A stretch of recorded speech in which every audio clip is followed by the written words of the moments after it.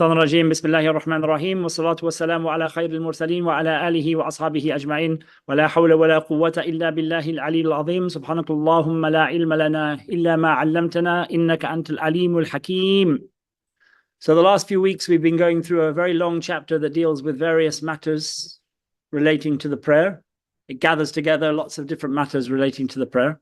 So we've been talking about sahu, which is when you forget things in your prayer, and people who are susceptible to that and those types of things. Now we're going to move on to something else, which is making up prayers.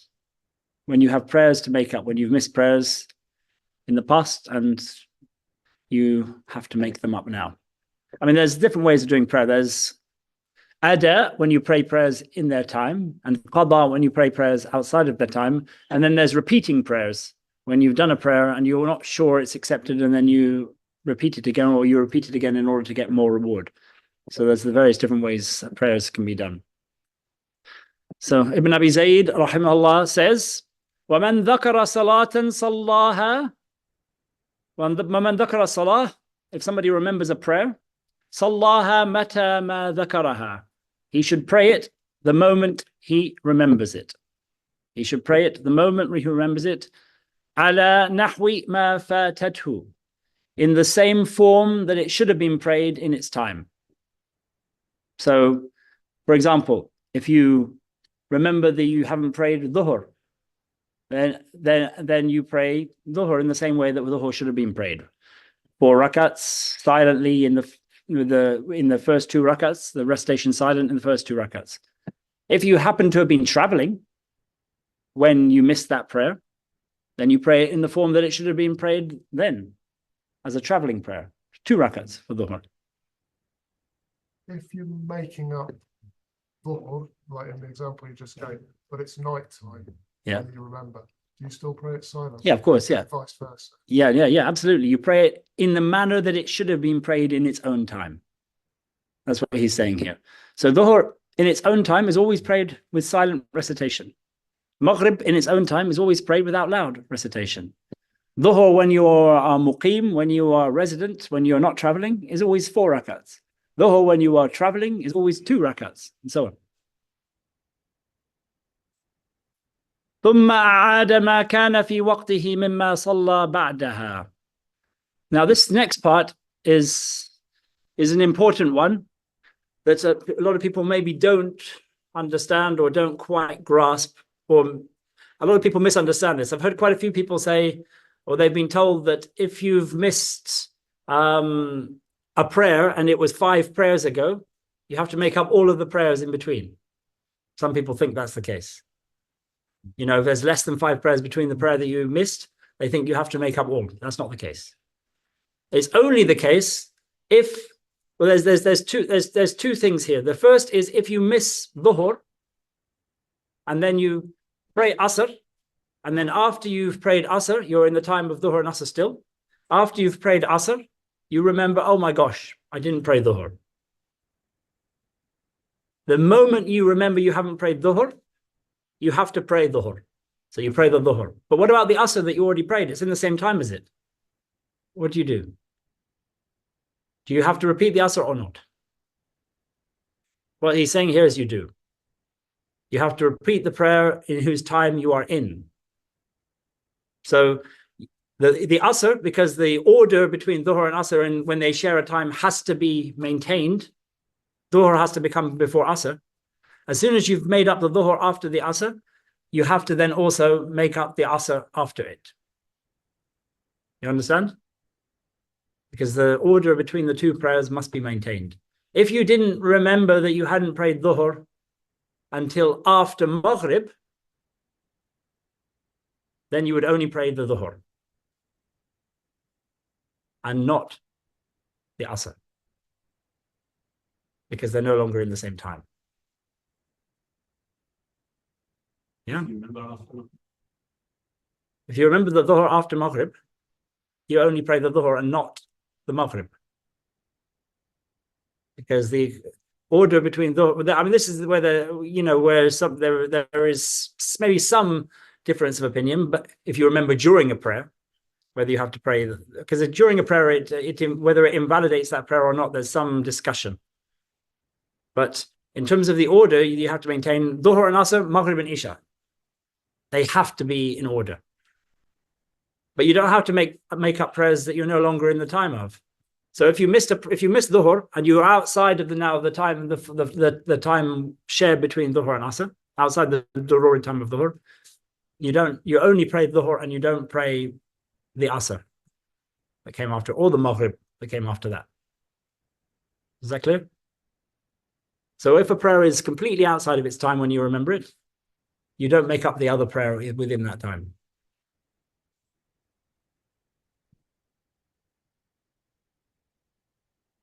This only applies when there's 5 or less prayers, as we're going to come to. If you haven't prayed for years, maybe when you were young, you were a Muslim, but you weren't really doing the prayer, then you come to make up years worth of prayers. You don't have to do them immediately, and that does not invalidate any prayers in whose time you're in. Is that clear? So he says here, وَمَنْ عَلَيْهِ صَلَوَاتٌ كَثِيرًا. If you have lots of prayers to make up, صَلَّاهَا فِي كُلِّ وَقْتٍ مِّن لَيْلٍ أَوْ نَهَارٍ. You pray them at any time of day or night. At any time of day or night. This applies to when you make up prayers in general. The moment you remember it, even if it's a time when it's forbidden to pray, such as while the sun is touching the horizon, when it's rising or setting, when the actual disk of the sun is touching the horizon, you're not allowed to pray. But even then, you make up prayers. You're only not allowed to pray nafila prayers, not prayers which are obligatory and you have to make up. Even if you're in the Jummah, and suddenly you remember, oh, I didn't pray subh. You don't just sit there and say, I'll make it up afterwards. No, it's incumbent on you to do it now. But with the proviso that when you're in the Jumu'ah, if you're somebody who people look to for the deen, and they tend to follow your example, you have to be very careful not to just stand up in the Jumu'ah and start praying while the imam's on the minbar. Because they might then take that as a sign that it's okay for people to do, they don't know what you're praying, but for people to pray during the Jumu'ah while the imam's on the minbar, which is not for us. So in that case, you have to go out of the mosque, maybe or go somewhere where people can't see you at the back and pray there. But you still have to pray it immediately. You can't just hang around and wait. So he says at any time of day or night, وَإِنْدَ طُلُوعِ الشَّمْسِ وَإِنْدَ غُرُوبِهَا, when the sun is setting, when the sun is rising, وَكَيْفَمَا تَيَسَّرَ لَهُ, and however it is easy for you. So this is the important thing when you have lots and lots of prayers to make up. Basically, you fit them into your life as best you can without disrupting your life completely. If you have a year's worth of prayer, you could probably stand for a week and still not have completed all those prayers. Or maybe 10 years worth of prayers. It would take you a long time to finish them all. And you basically will put your life on hold in order to do that. You don't do that. Basically, you fit them into your life so you can still do your life as you were doing it. So an easy way that people often do to do this is maybe they'll add one prayer with each prayer. So they would do a dhuhr with every dhuhr, then an extra asr with every asr, and so on. Or they might do 5 prayers with each prayer. So once they've done dhuhr, they would then do 5 connected to it in order to get, like, in one day, 5 days worth of prayers done. You wouldn't do 2 dhuhrs with every dhuhr, though, because then you'd be doing prayers out of order. Because it goes dhuhr, asr, maghrib, isha, subh. Doesn't go dhuhr, dhuhr, asr, asr, maghrib, maghrib.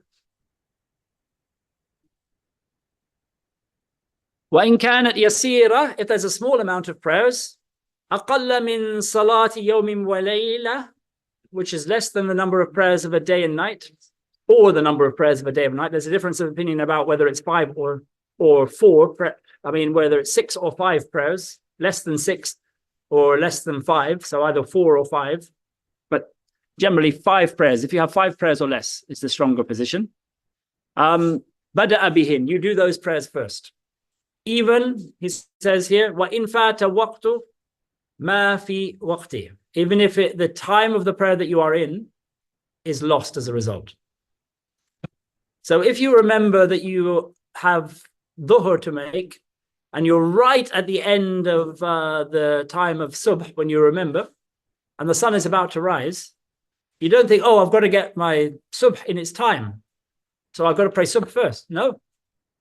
You pray your dhuhr that you missed, and then you pray your subh outside of its time.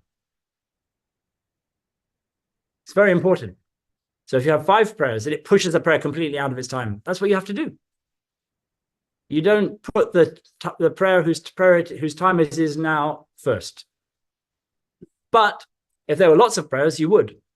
You wouldn't say, oh, I've got a year's worth of prayers to do, so I'll pray them now, and even if it means delaying subh outside of this time. No. Difference. This is the difference between the two. The one, when there's a small amount of prayers, the time is now. That is the prayer's time. Not in a few minutes, not after I've done this or that. It's now. Obviously, after you've done wudu and got ready. The moment you remember it. This applies when you wake up in the morning, by the way. If you've slept through subh, you don't just put the subh off saying, well, I've missed the time. Let's go and have breakfast and I'll go and do the ironing and whatever else, you know. And then I'll do subh, you know, once I, you know, I'm feeling a bit more awake. No. His time is immediately the moment you remember it.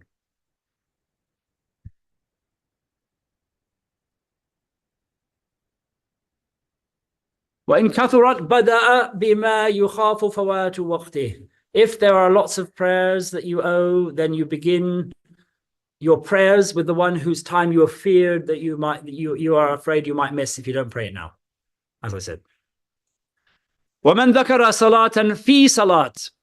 What happens if you remember that prayer that you missed while you are in another prayer? So he says, if you remember a prayer in a prayer, فَسَدَتْ هَذِهِ عَلَيْهِ. That prayer that you are doing becomes invalid. The moment you remember another prayer. But there is a proviso on this, or there's a difference of opinion about this. In this one, some people say it relates only to when the prayers share a time and you're still in their time. So if you've missed dhuhr and you start praying asr, and then you remember in asr, oh my gosh, I haven't prayed dhuhr, asr is finished. The asr does not count. Whether you continue to stand or not relates to matters relating to fitna, whether you leaving that prayer will cause fitna or not. Generally speaking, you'll leave the prayer because that prayer is no longer valid. But if you are in a position where you're leaving immediately, will cause fitna because people will see you sort of like walking off and abandoning the imam as if, you know, disagreeing with him, then you have to be careful in those situations. But the prayer is invalid regardless. That's in dhuhr and asr or maghrib and isha. As for if I remembered while I'm praying maghrib that I haven't prayed dhuhr, there's a difference of opinion here. Some say because the time of that prayer is immediate, the maghrib is invalid. Others say that it's not a shart.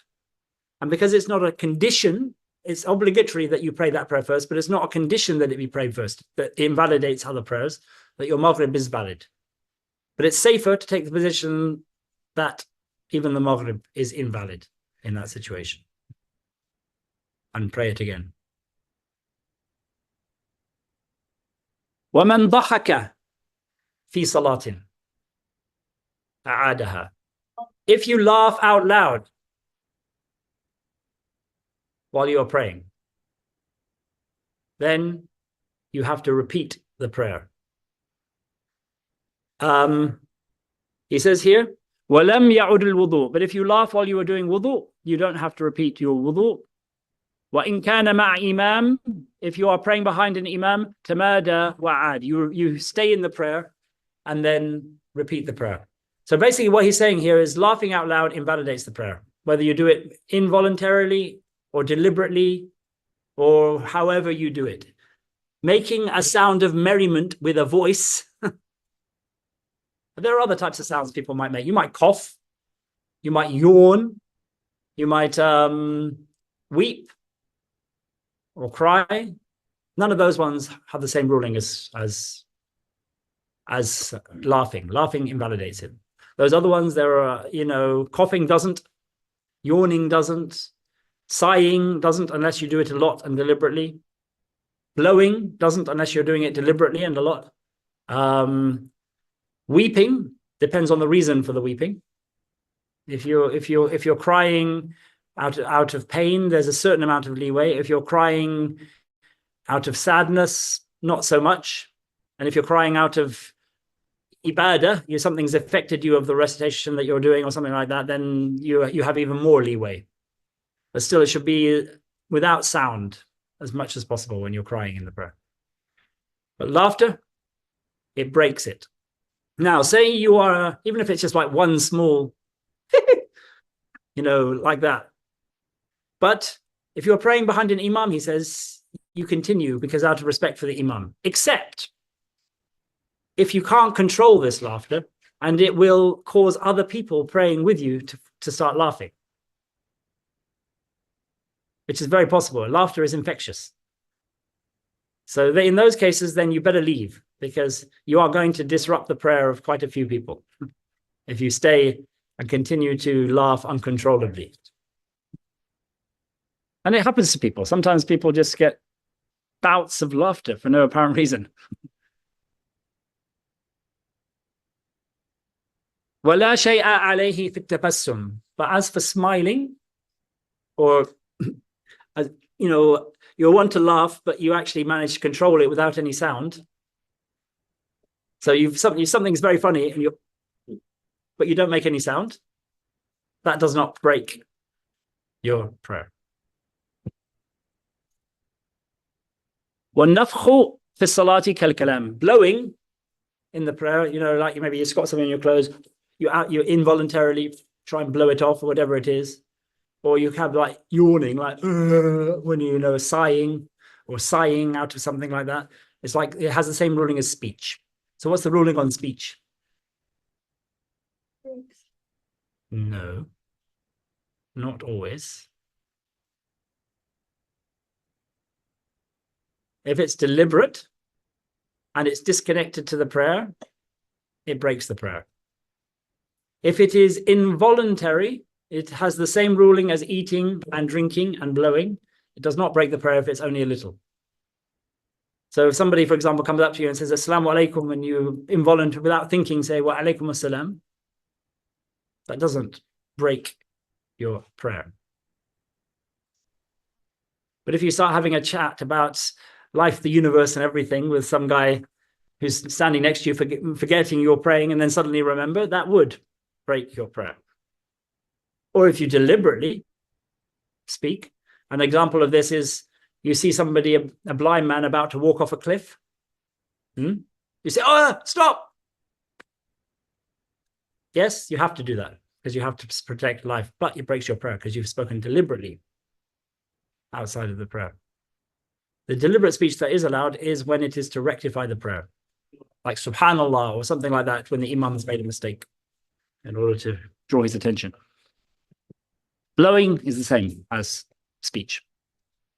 وَالْعَامِدُ لِذَلِكَ مُفْسِدٌ لِصَلَاتِهِ. So if you do that deliberately, your prayer is being invalidated.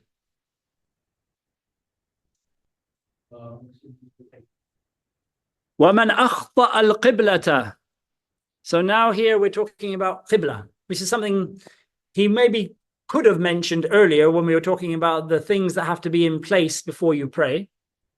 The shurut, the preconditions for the validity of the prayer, when he mentioned, for example, covering your nakedness, satr al-awra, or when he mentioned removing physical impurity from your body in the place in which you're praying and your clothes, or when he mentioned doing wudu, obtaining purity of the ritual kind. But he didn't mention Qibla here because he's going to mention it in the form of when you're praying and you do so while you're already in the prayer, because it's everybody is required to find out what the Qibla is, either by getting the tools to know the Qibla, by working out the signs of how to distinguish the Qibla from the stars or from the sun and the moon, or however else people have worked this out. I suppose the use of compasses is another one. Or you have to find people who know and then who are trustworthy and ask them and get it from them, or you use the qibla of the place of the land in which you are in. If it's a land where the Muslims have been for a long time and it's expected the Muslims will not have made a mistake, so you go to a mosque and there's a qibla there, you take that qibla. The various different ways that you're expected to, at least. But when you're outside on your own, there are circumstances where maybe it's cloudy. You have no idea how to work out where the qibla is. You haven't got a compass, it's cloudy. So there are times when you make a mistake with the qibla. You basically guess a direction. Or you misread the signs and make a mistake. We're talking about a mistake here.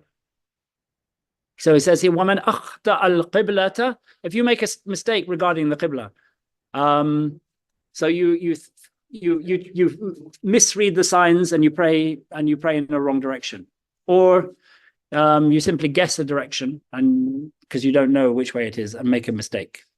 If you get it wrong, it is recommended for you to make up the prayer in the time. Your prayer is valid. Even if you prayed in the opposite direction, it's not invalid, so long as you made an effort to find the qibla and simply made a mistake.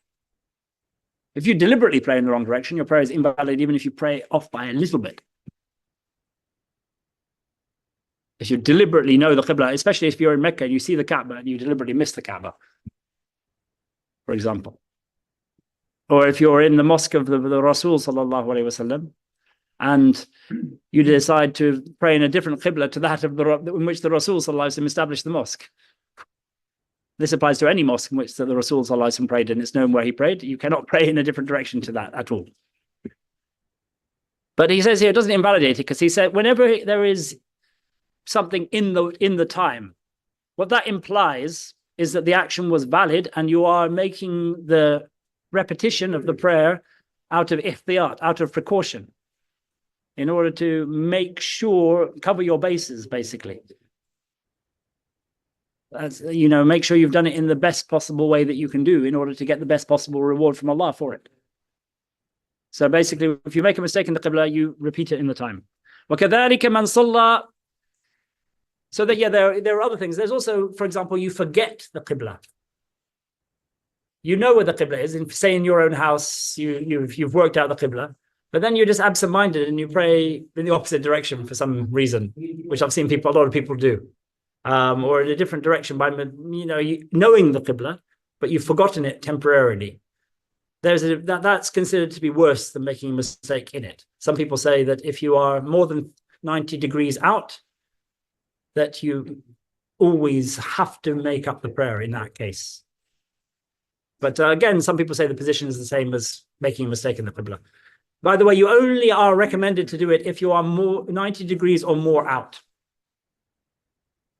Not if you've just done it a little bit out. So say, for example, the qibla is there and you pray straight, rather than the slight angle that you're meant to be praying. And then you remember afterwards, the qibla was that. You're not recommended to repeat that prayer at all. It's only if you pray it not a long way out. What about if you made a mistake about the qibla, because you were looking at the sun and you made the wrong judgment or something? Yeah. You did the prayer and you went away from that place. You came back to the same place a year later or something, and you thought, I need to pray this way because that's what I did last time. But actually, you were making a mistake again. Well, only if you're still making the same judgment. Doesn't matter if it's the same mistake. If you're actually making a mistake based on you trying to find the qibla, then it's recommended for you to make up in the time. Even if you repeat that mistake, it's still recommended. If you deliberately know that you made a mistake last time and you still do it the same way anyway, forgetting that you made a mistake, that's different. Or if you forget you made a mistake, or you just know that it was wrong, but you think, I'll look stupid if I do it in a different way. I'm with a group of people here. Then you do it in the same way. That's different. That's being either doing it deliberately or doing it out of forgetfulness. But making a mistake is clear. If you're a blind person and you pray in the wrong direction, having made the effort, even if you pray with your back to the qibla, it's not recommended for you to make it up, because the expectation of somebody who's blind is not the same as the expectation of somebody who's sighted. So the thing is, when you're in, most of the time, we have to find trustworthy people, because now in this age, very few people actually have the capacity to work out the Qibla from the stars. They don't know them well enough.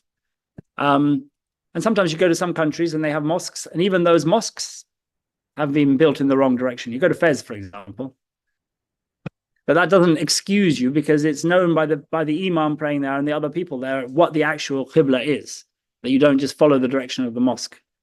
So you have to do it there in those places as well.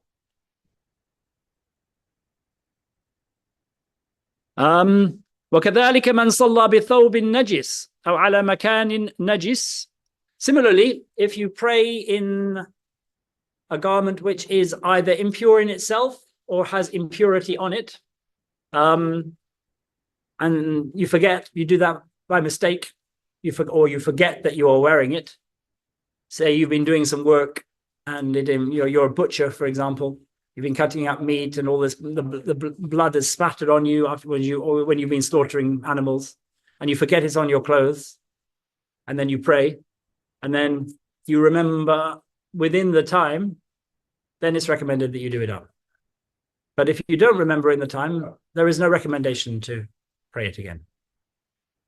Or say you pray with a belt made out of pig skin or whatever it is, and you forget that you're wearing it, and then you do your prayer, and then you remember afterwards in the time. By the time here, it's talking for Dhuhr and Asr right up until the yellowing of the sun. So the time of Dhuhr is extended a little bit beyond its usual daruri start. And for the time with respect to Maghrib and Isha in this particular matter goes all the way up to Fajr. And the time for Fajr goes all the way up to sunrise, according to those who say that there's no daruri time. So it's not exactly the normal, what we consider the time. We're not just talking about the ikhtiyari time here. So, or if you pray upon a place where there is impurity, forgetting that there's impurity there. You pray and then you realize, oh my God, that place is covered in blood, or, completely forgot that all this blood had dropped onto it or whatever. I did have an unrelated question about that sort of thing, playing in impurity in a place where you play. Say if you're out at somewhere like Whitlingham Broad, yeah, and there's lots of sort of grassy areas. Can you just pray on the grass? Yeah, absolutely. Yeah. I mean, it mentions specific places where there's a high expectation where there's going to be impurity, where it's disliked. As for a place where there's no real high expectation, there might be. A dog might have come and pooped there, potentially. But I mean, the expectation of that is not high.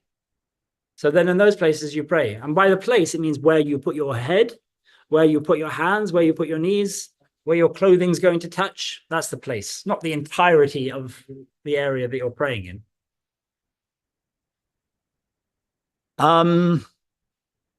وكذلك من توضأ بماء نجس مختلف في نجاسته. Similarly, if you do wudu with water about which there is a difference of opinion regarding whether it is impure or not. So what does that mean? He mentioned before that when there's a small amount of water, less than 2 qullas, as they call it, and impurity falls into it, like 2 jugs worth, and the impurity falls into it, that even if it does not change the water, the scent of the water, the color of the water, the taste of the water all remain the same, but some people still say that water is impure. So that is what he means by something about which there is a difference of opinion. So he's taking the precautionary principle here, that if you do wudu in that, obviously not taking the position that that's pure, you just don't know either way, that it's recommended that you repeat afterwards. That's his position.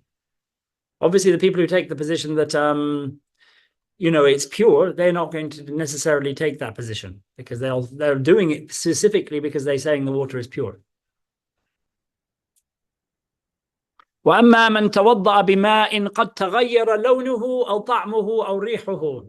But if you do wudu in water, with water, whose color, taste, or scent has changed, and not just with impurity, by the way, say that has changed with rose water, with rose, or with honey, or some milk's been added to the water and the color's changed, or any of these different types of things, then, or urine, obviously, because that's impure, or blood, and that changes the color of the water, that water is impure. If you do wudu with that water and then pray with that wudu, what does that mean for your prayer? Invalid. What does that mean for the wudu? Yes, so you have to do the wudu again and you have to do the prayer again. But if there's a difference of opinion about whether the water is pure or not, then it's pretty much the same as making a mistake in the qibla or wearing clothes upon which there is impurity. It's simply recommended in the time. If you wear clothes with impurity deliberately, by the way, that does invalidate your prayer.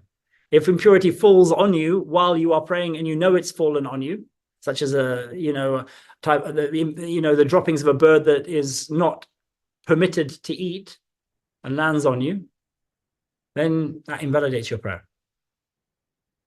Because it's not something you can actually, because it's wet, it's not something you can just brush off easily. So long as there is enough time left for you to clean it off and then go back to the prayer again. If you're right at the end of the time and there wouldn't be enough time to remove that impurity before the end of your prayer time, then it wouldn't invalidate it. Because obviously, if you're not able to pray because you've got impurity on you, then that implies that you have to either remove that garment and put a different one on, or wash that garment to remove the impurity. And if you go and do that, and that means you completely miss the time of the prayer, then the reason for doing it falls away, because you don't have the qudra, you don't have the ability to remove it in the time. Because all of these things are with remembrance, when you remember, and the ability to remove it, for example.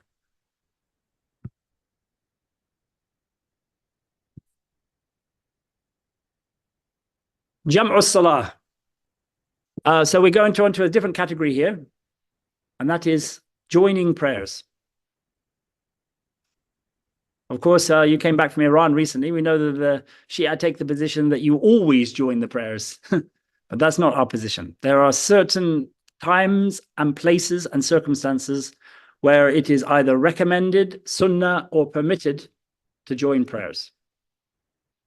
So he goes through them here. He says here, وَالرُخِّصَ فِي الْجَمْعِ, it is a rukhsa, it is a dispensation, it is allowed to make for the purpose of making things easy for people, to do fil jam', to do the joining of the prayers between Maghrib and Isha, بين المغرب والعشاء ليلة المطر. So the first one here, the first time when you're allowed to join the prayer is rainy nights.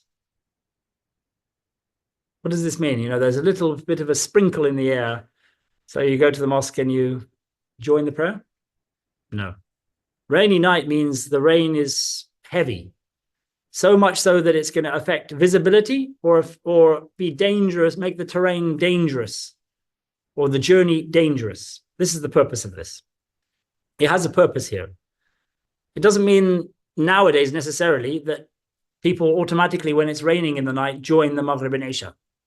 This was to do with the lack of light traveling back at the time of Isha. Once the twilight had gone and it was raining, it would make the journey back for people very, very treacherous. They wouldn't have any light in order to navigate through those treacherous conditions because the twilight had gone. This was the purpose behind it. So that's why you do your Maghrib, you pray, you delay your Maghrib slightly, you do the adhan out for Maghrib outside in the normal way on the minaret.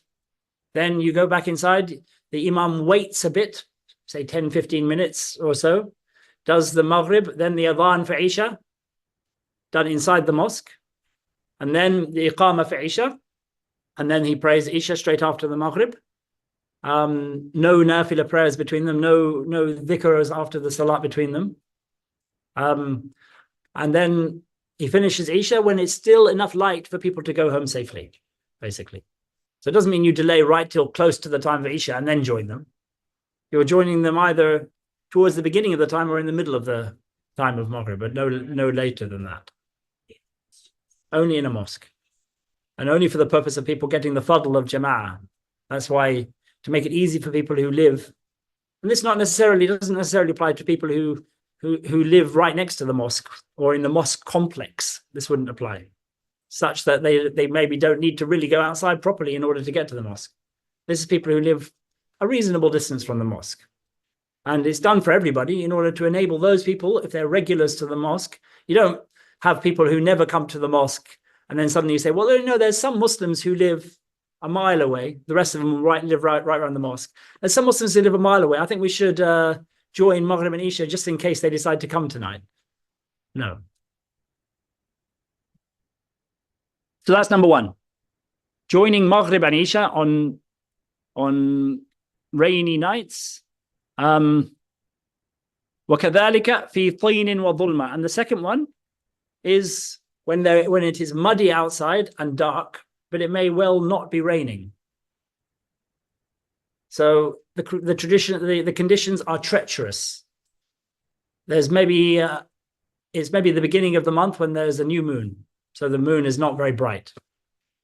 Maybe it's cloudy, so it's dark, and it has rained, or other conditions have happened, or there's heavy winds that make it dangerous to that also applies, and the mud and the wind make it very, very treacherous and difficult to get home without any light. Sometimes the darkness is so thick, even if you have like a little lantern, heavy winds will make the lantern, though in those days especially, would have made the lanterns blow out and so on. So it was dangerous. So it's to do with danger. Same rules apply. So in these particular circumstances, oh, by the way, it doesn't have to be raining as well when you come, but there might be an expectation that it's going to be raining at the time of Isha. So it may only be drizzling at the time of Maghrib, but according to all of the people who know the way the weather works, there's an expectation of a deluge close to the time of Isha. That would again apply, even if it wasn't actually physically raining yet.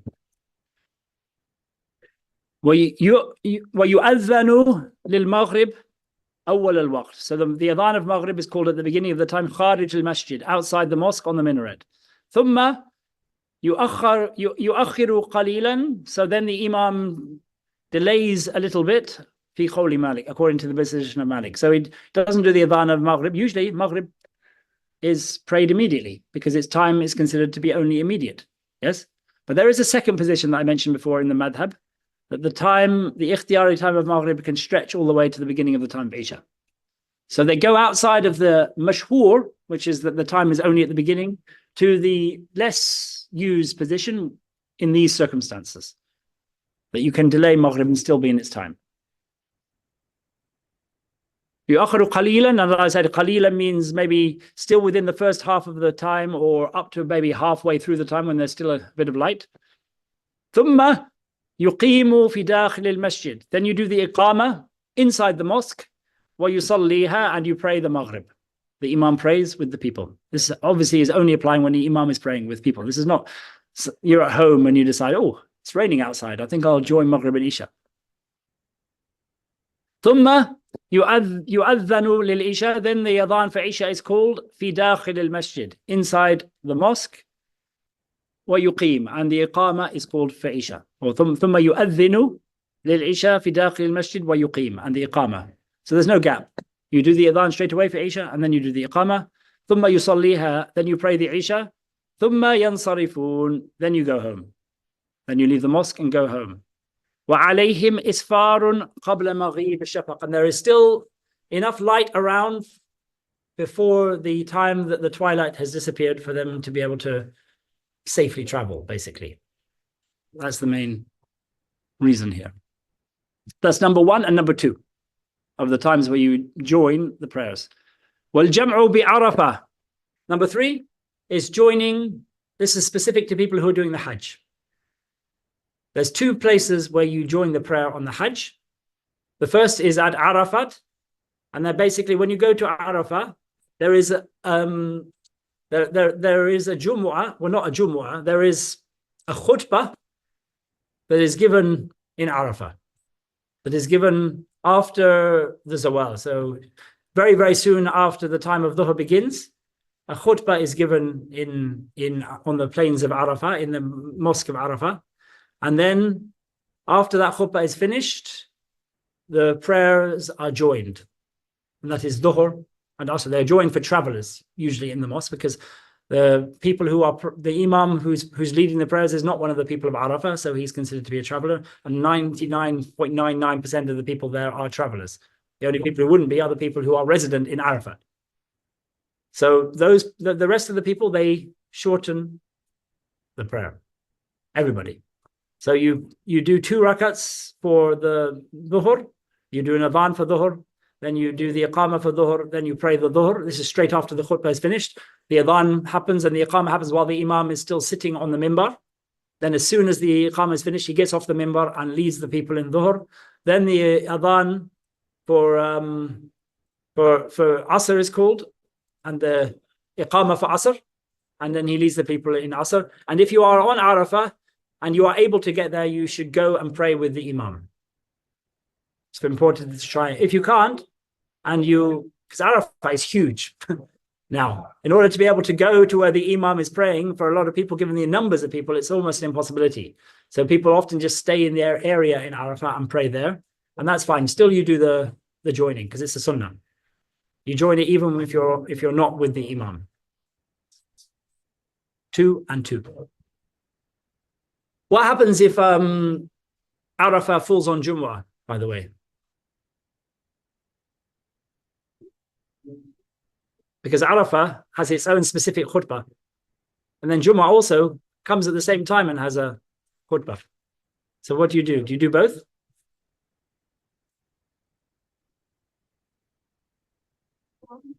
The position of Malik is there is no Jumu'ah when the people are on Arafah. No Jumu'ah.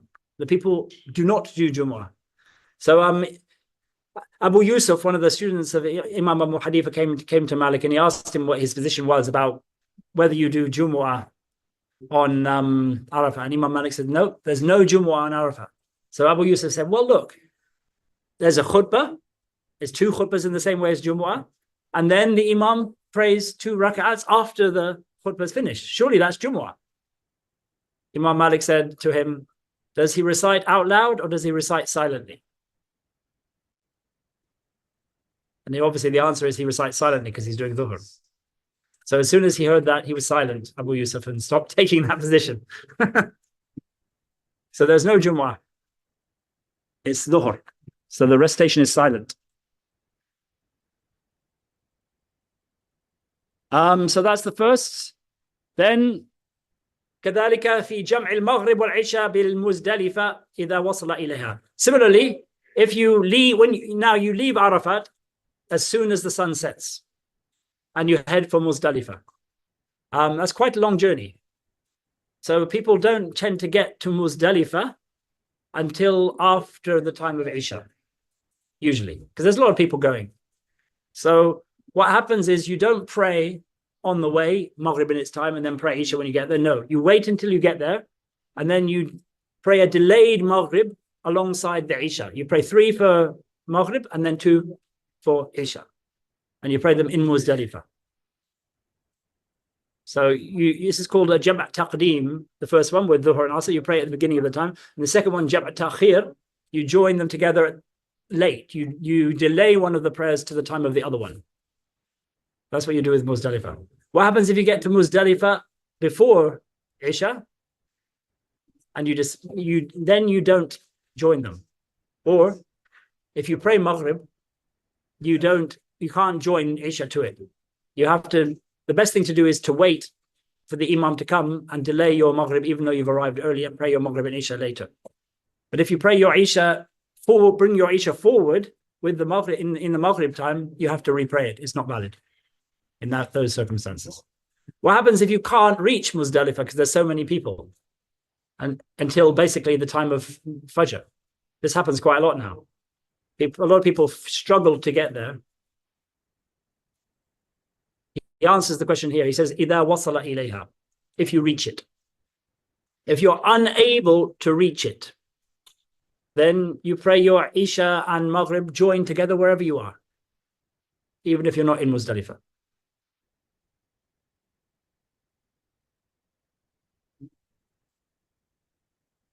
وإذا جد السير بالمسافر فله أن يجمع بين الصلاتين في آخر وقت الظهر وأول وقت العصر.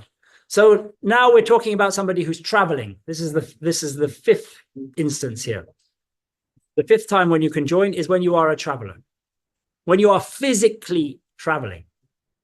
When the travel is tough and you're pressed for time, jadd as-sayr, or it's a difficult journey, it's not easy for you to stop on this journey. There's no easy places for you to stop. Or your time is so tight that you can't stop more than once. He says here the ideal thing, if you're traveling and you're pressed for time and you can only stop once, is to stop at the end of the time of dhuhr and then pray your 2 rakats for dhuhr at the end of the time and your 2 rakats for asr at the beginning of its time. So you still get them both in this time. If you can do that, that's the best thing you can do while you're traveling. Make sure each prayer is still in its time. That's the very, very best thing. That's called jam' suri. It's like jump, but not really, because you're still praying each prayer in its time. وَكَذَلِكَ الْمَغْرِبُ وَالْعِشَاء. The same applies with Maghrib and Isha.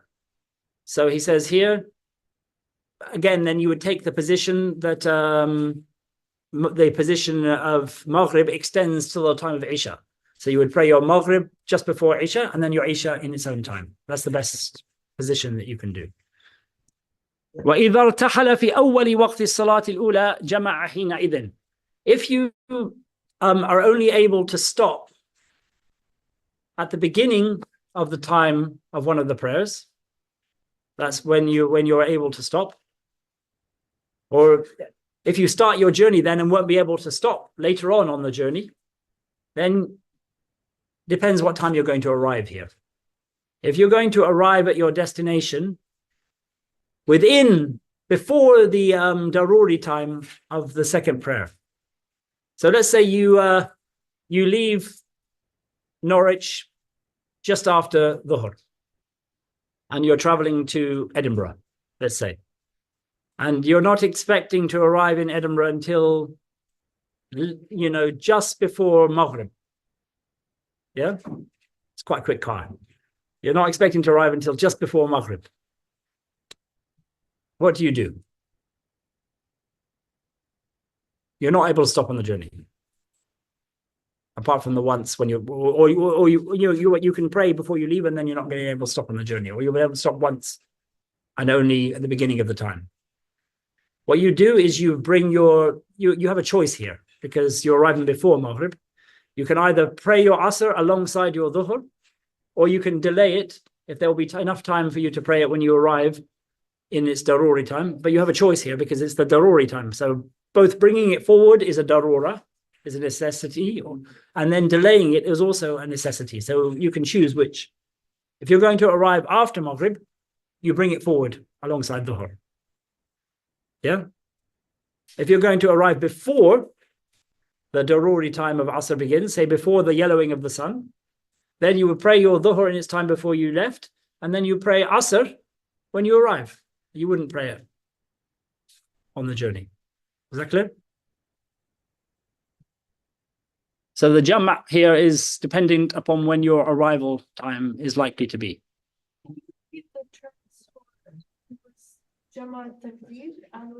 Ta'khir, which is delaying. Taqdeem, which is bringing forward. And suri, which is when it's in the form of jam', but it's not truly speaking a jam' because each thing is in its own time. So you can pray in the place of residence? Sorry? You can pray in the place of residence? Like you said, you can pray in Norwich before you go? Yeah, absolutely. Yeah, you wouldn't be taking traveling prayers though, but you can join them if you're not. If you know you're not going to arrive until afterwards, and you won't be able to stop. Okay. Yeah.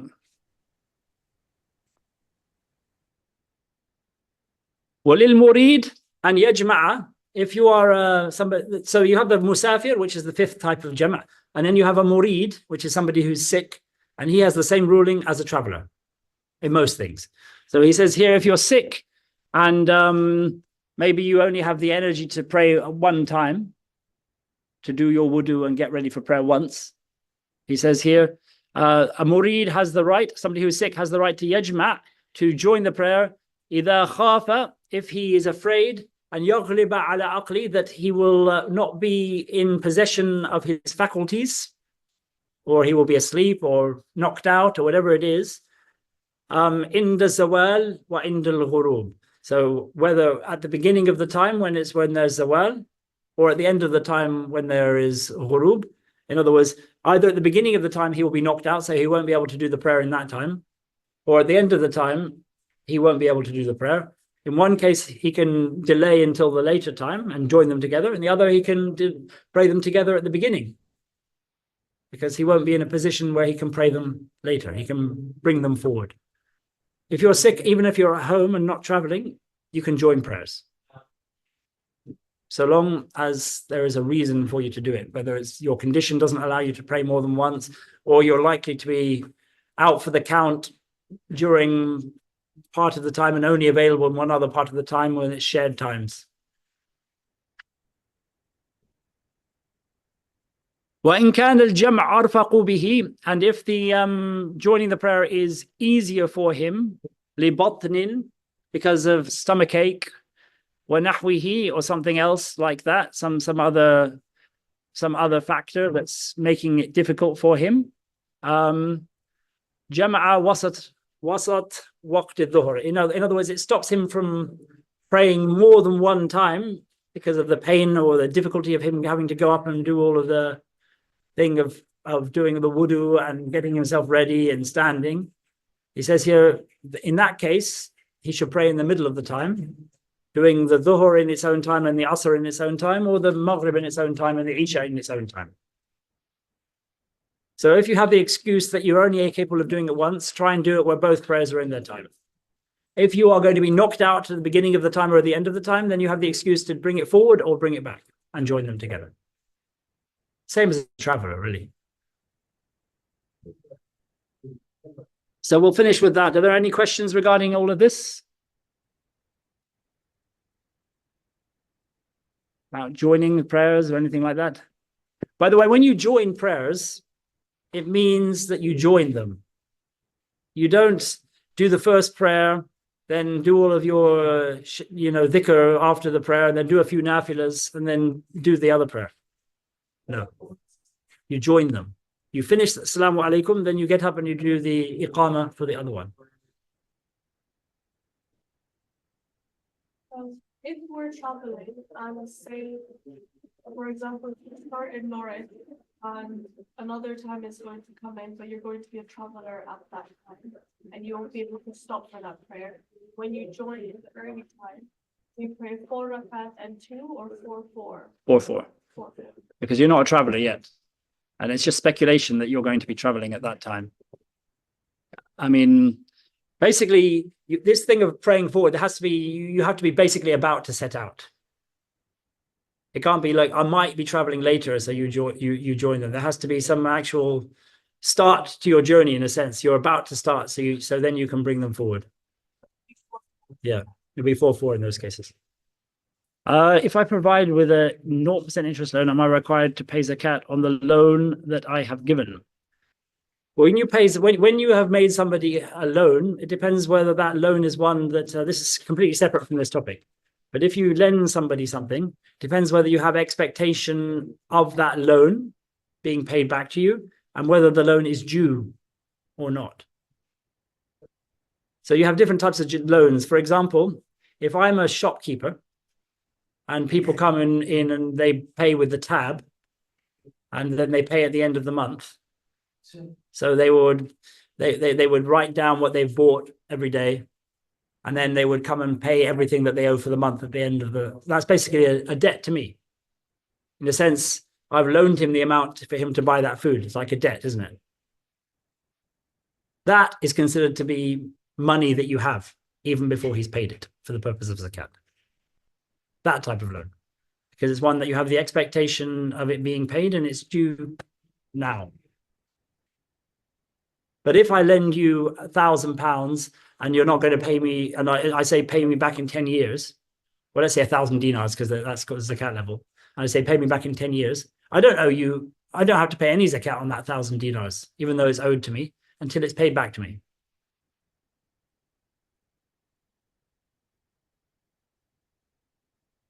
And the case here is if somebody owes me 100 dinars and he has the money and the debt is due, and he can pay me back, but I'm just not letting him pay me back yet in order to avoid zakat, then that's counted as me having it.